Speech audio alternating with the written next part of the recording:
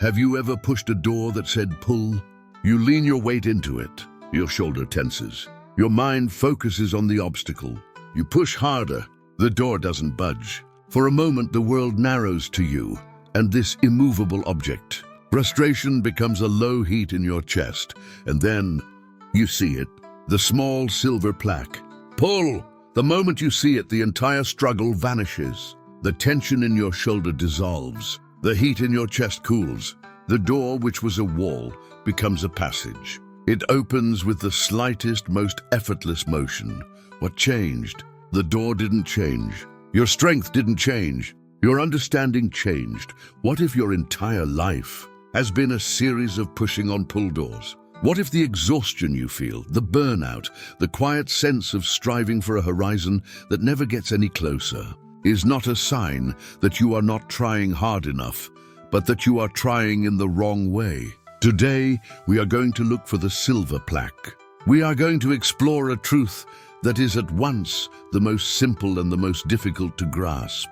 It is the heart of ancient wisdom, the secret of the greatest warriors, artists, and thinkers, and the key to a life that is both productive and peaceful.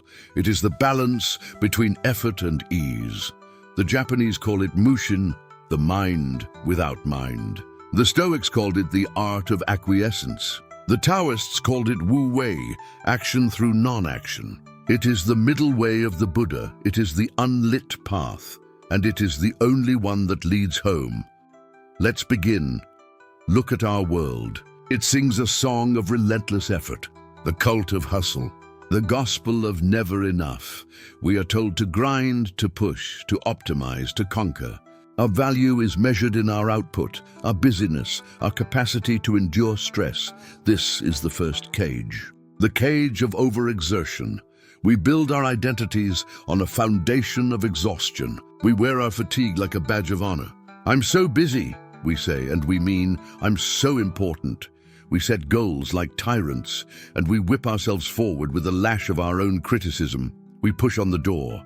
We push with all our might. And what is the result? The Roman emperor and Stoic philosopher Marcus Aurelius, writing in the quiet of his military tent, saw it clearly. 2,000 years ago, you become what you give your attention to. When you give your attention only to striving, to the next achievement, you become a hollow thing, a machine for accomplishing tasks. The fire of your ambition unchecked does not forge you, it consumes you. It burns away your peace, your relationships, your capacity for joy, until all that is left is cold ash. You achieve the goal and find yourself standing on a summit alone, wondering why the air up here is so thin. This is the burnout, the existential fatigue, the feeling that you are a human doing, not a human being, but there is another cage, just as confining, just as soul-crushing. It is the cage of underexertion. This is the path of retreat, the surrender to apathy. It's the voice that whispers, why bother? Nothing matters anyway. It is the comfort of the couch, the endless scroll, the deliberate numbing of our own potential. It is the belief that since effort can lead to suffering, then no effort at all is the answer. This is not peace. This is decay. The Greek Stoic Epictetus, who was born a slave and understood true powerlessness, warned against this. He said, "It's not what happens to you, but how you react to it that matters." To react with total passivity is to surrender your agency, your prohairesis, your faculty of choice. It is to let the muscles of your will atrophy. A river that does not flow becomes a swamp, stagnant and thick with rot. So here we are, trapped between two false prophets. One screams, "More!" The other murmurs, "Nothing." One leads to the desert of exhaustion, the other to the swamp of lethargy. And we, sensing the danger of both, often find ourselves frantically running from one to the other. We burn out, then we collapse. We feel guilty for collapsing, so we jump back into the fire. A frantic, exhausting dance between two prisons. This is the central paradox of the modern seeker. We are caught between the obsession with effort and the seduction of ease. We cannot find a balance because we do not believe such a thing exists. We think it must be one or the other. But what if there is a third path? One that is not marked on our frantic maps? What if the answer is not to push harder, or to stop pushing altogether, but to learn a different way of pushing? 2,500 years ago, a prince who had everything walked away from his palace. He saw the same two cages we see. He saw a life of sensual pleasure and ease, and he saw the path of extreme asceticism, of self-punishment. He tried both. He lived in luxury, and he starved himself until he was nearly skeletal. He found that neither path led to the end of suffering.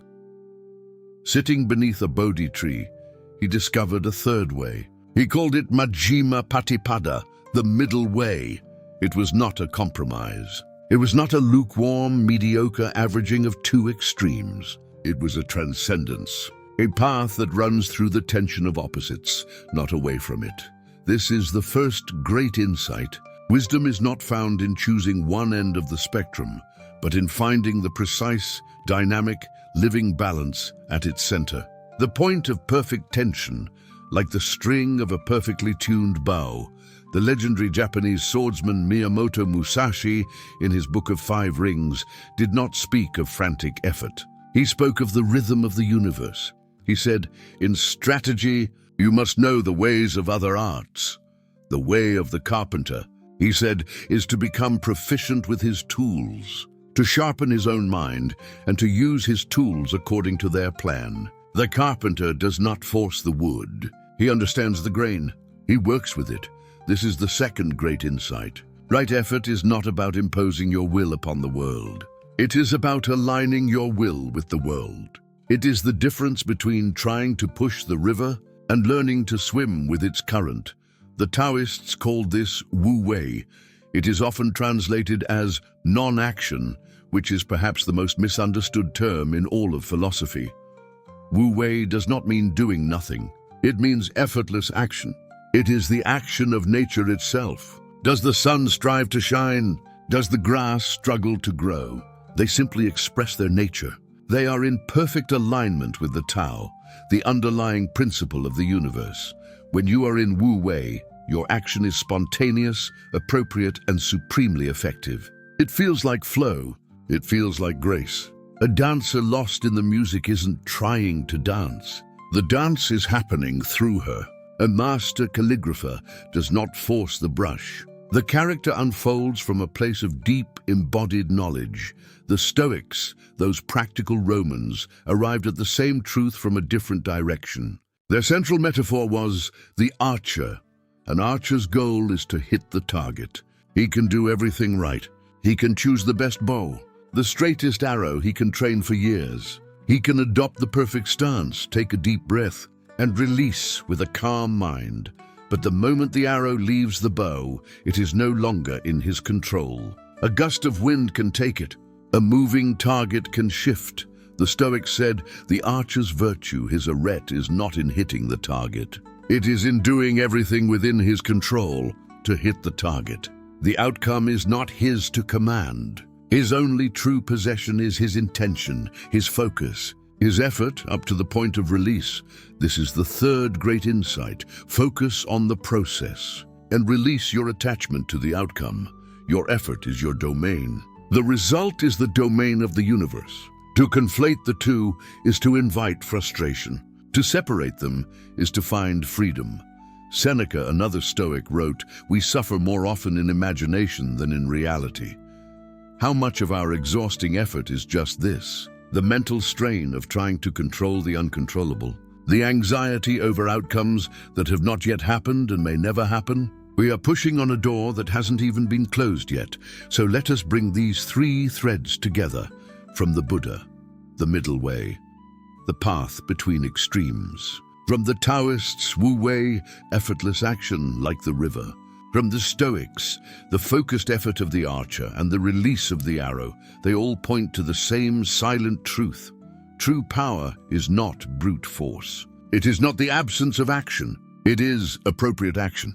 It is action that is perfectly fitted to the moment, without the extra baggage of ego, of frantic striving, of attachment to a specific future. It is the difference between a shout and a whisper. A shout tries to dominate a space. A whisper in the right context can be infinitely more powerful. It commands a deeper kind of attention.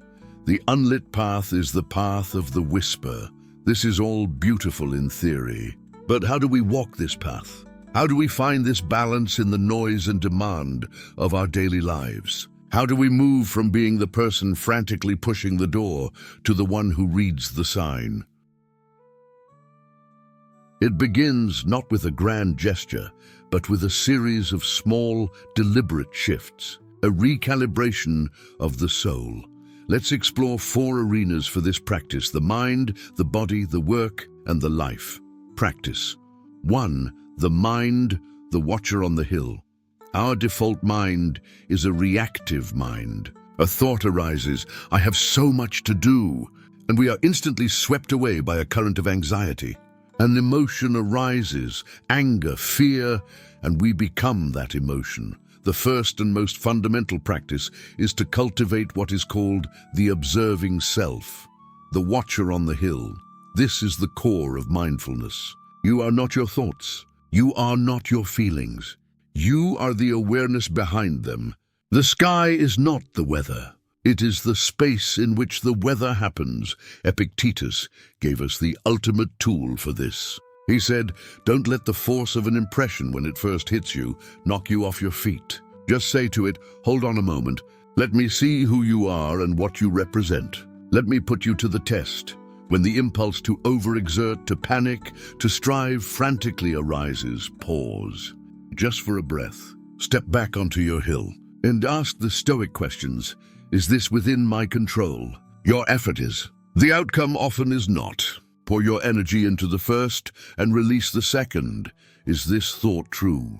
Or is it just a frantic story my mind is telling me? This simple act of questioning creates a space, a gap, and in that gap your freedom resides. It is the moment you stop being the leaf tossed in the storm and become the watcher on the hill.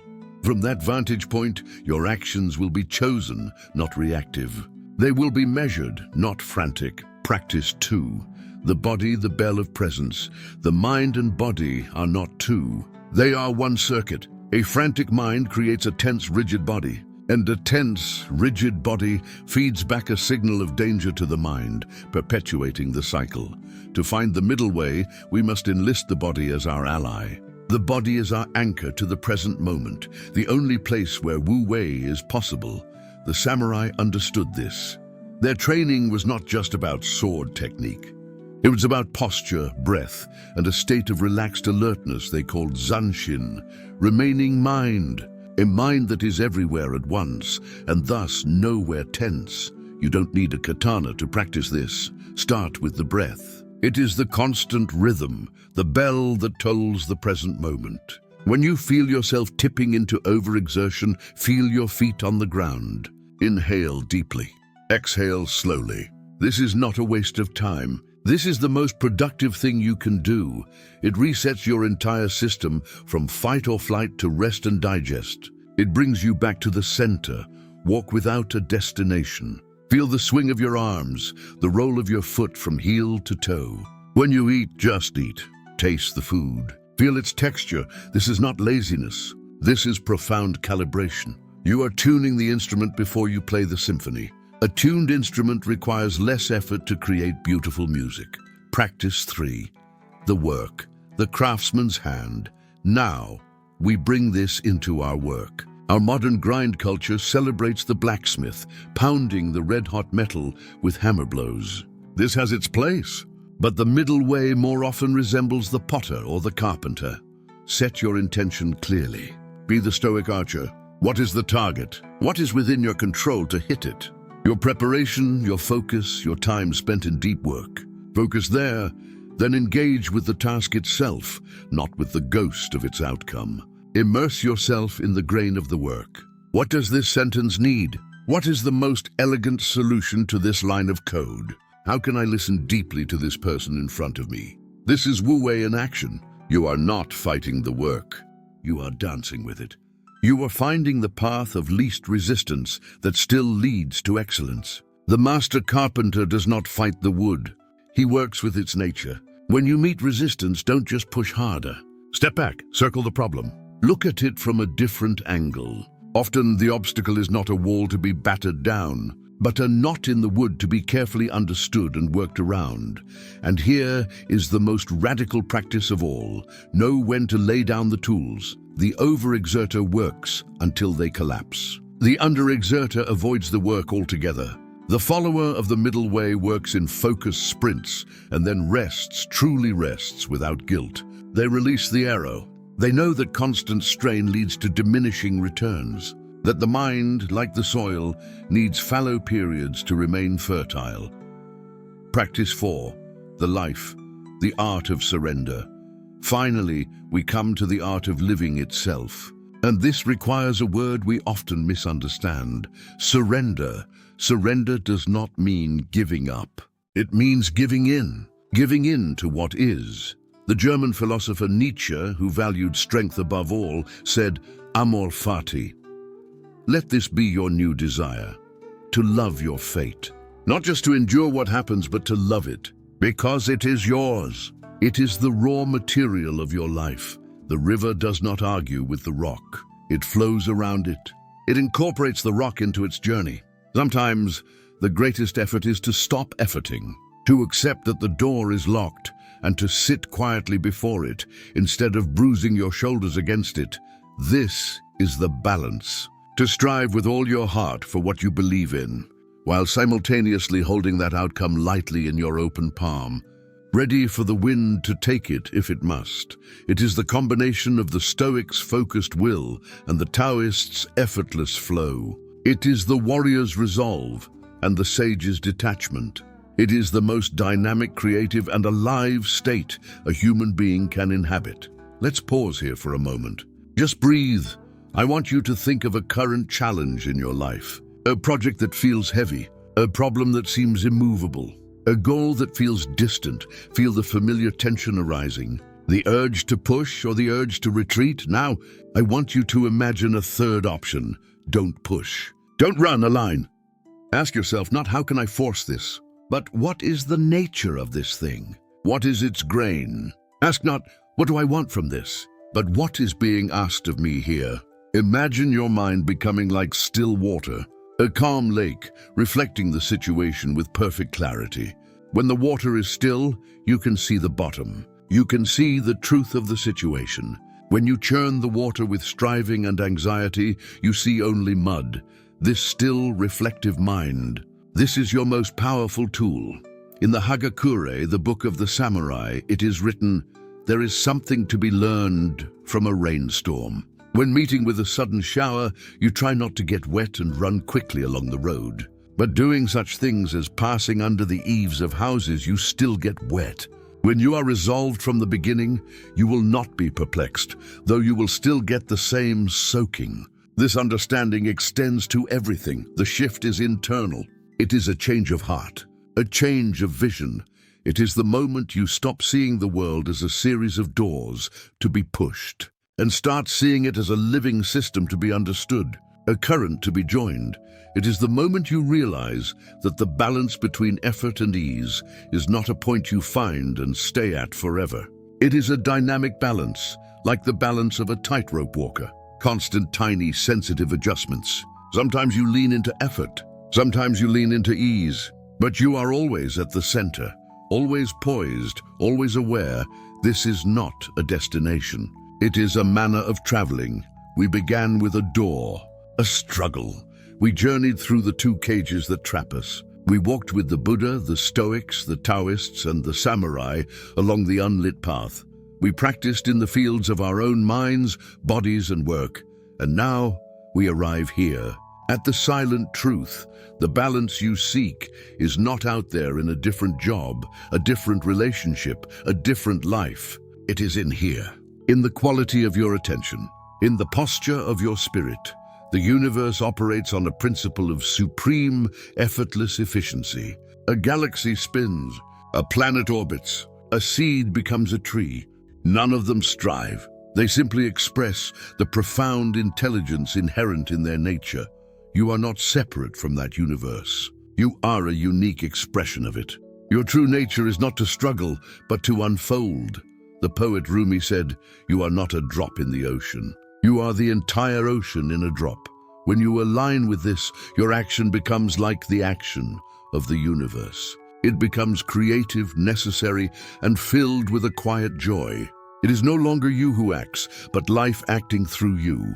This is the ultimate Wu Wei, the ultimate release of the arrow. So as you move forward from this moment, carry this question not as a burden, but as a gentle touchstone. Am I pushing the river? Or am I flowing with it? The unlit path is the path of flowing. It is the path home to your own nature. It is the path of the mountain, silent and unmoved by the storms that dance upon its slopes. It is the path of the river, powerful and persistent, yet yielding to all it meets. It is the path of the flame, which does not strive to burn, but simply and brilliantly is. Walk gently, act precisely, rest deeply, and in the space between the effort and the ease, you will find not just balance, you will find yourself.